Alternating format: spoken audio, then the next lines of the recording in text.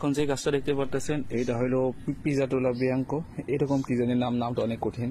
দেখেন এই গাছটা আমরা কি করতেছি, ডালপালাগুলো ছাঁটাই করে দিচ্ছি, যে আমরা কোন ডালে ফল রাখবো কোন ডালে ফল রাখবো না এরকমটা সিলেক্ট করতেছি। এখন আপনারা খেয়াল করেন, একটা ব্রাঞ্চ একটু দূরত্ব রাখতে হবে। যদি ঘন ঘন ডাল হয় তাহলে রাখার প্রয়োজন নেই। একটা এই দূরত্বে একটা, এইটা মোটা তাজা হয়েছে, এটা কিন্তু আমাদের প্রয়োজন নেই। এই দেখেন ছাঁটাই করে দিলাম।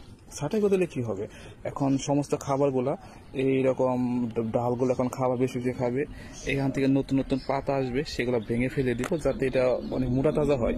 আমাদের এখন কাজ হলো গাছের সুন্দর একটা স্ট্রাকচার দেওয়া। আমরা এখন যেভাবে স্ট্রাকচার দেব গাছটা কিন্তু সেভাবেই বড় হবে, আর আঙ্গুর কিন্তু সেভাবেই আসবে। কারণ আমরা যেভাবে ডাল ছাঁটাই করবো ঠিক সেভাবে আঙ্গুর আসবে। আমরা যেমন প্রুনিং করব, এখানে প্রুনিং করে দিব, এখানে 2 গেট রেখে প্রুনিং করব, তখন এখান থেকে বাঁশ যাবে, সেখানে থোকা আসবে, এখান থেকে নতুন পাতা আসবে, সেখান থেকে থোকা আসবে। আমাদের এখন উদ্দেশ্য এই ডালগুলা মোটা তাজা করা, যার কারণে কিছু কিছু ডালগুলা ছাঁটাই করে দিচ্ছি আর আপনাদের কাছে শেয়ার করি। ছাঁটাই করতে করতে এই পর্যন্ত আসছি। এখন দেখেন এই যে ছাঁটাই করতেছি, পাতাগুলা ফেলে দিব যাতে আলো বাতাস যায় এবং দ্রুত বড় হয়। এই দেখেন নতুন পাতাগুলা, এইগুলো কিন্তু ফেলে দিতে হবে। যদি এখন না ফেলে দিই তাহলে কিন্তু এটা অনেক দ্রুত বড় হবে না।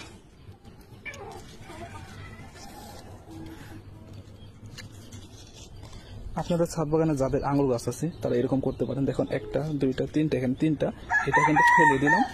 এখন দেখেন কতটা সুন্দর লাগতেছে। ঠিক আছে, এইভাবে কিন্তু আমরা গাছের শেপ দিব। কোন ডাল ওর বড় করবো, কোন ডাল বড় করবো না, সেটা একমাত্র আমাদের উপর নির্ভর করে ডালগুলো বড় হবে। এই যে দেখেন, খেয়াল করে দেখেন কিভাবে আমরা সিস্টেম করতেছি, কতটুকু দূরত্ব রাখতেছি। এখন দেখেন এই যে একটা ছোট, এটা কিন্তু রাখবো না, এটা যখন কেটে ফেলে দিলাম তখন এটা কিন্তু বড় হবে। আবার একটা দূরত্ব গেল, এই যে পাতাগুলো এখানে যখনই বড় হবে এগুলো কিন্তু আমাদের ভেঙে ফেলে দিতে হবে। এই যে একটা দেখেন, এটা অনেক দুর্বল, এটা ফেলে দিব। এটা একটু দূরত্ব বেশি, এগুলো সমস্যা নেই।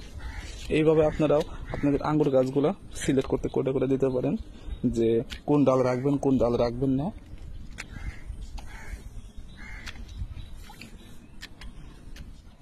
এখন সবচেয়ে বড় একটা গুরুত্বপূর্ণ বিষয় দেখেন, এইখান থেকে এই গাছটা কিন্তু এখান থেকে গেছে, এখান থেকে বরাবর যেতে এই আরেকটা গাছ নির্দিষ্ট মাত্রায় কিন্তু শেপ দিচ্ছি।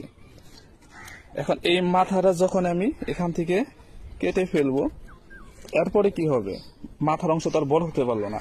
এখন এই যে আমি যে ডালগুলো যে সিলেক্ট করছি একে একে কিন্তু সবগুলো এখন বৃদ্ধি পাবে, যেমনটা এইরকম যে বৃদ্ধি পাচ্ছে। তারপরে দেখেন এই যে বৃদ্ধি পাচ্ছে, এইরকম ভাবে কিন্তু বৃদ্ধি পাবে।